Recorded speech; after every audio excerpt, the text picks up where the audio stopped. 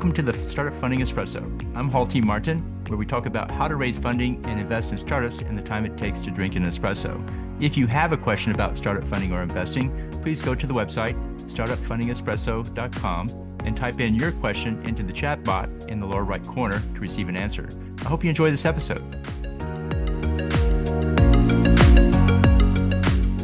Hello, this is Hall T. Martin with the Startup Funding Espresso, your daily shot at startup funding and investing.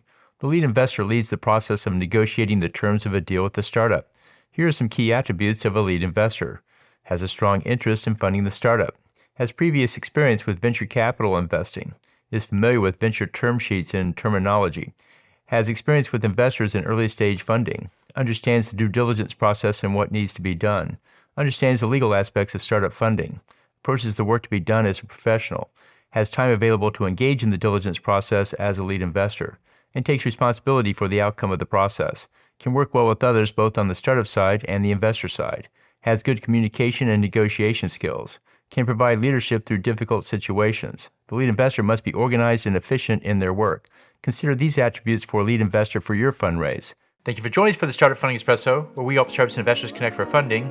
Let's go start listening to today.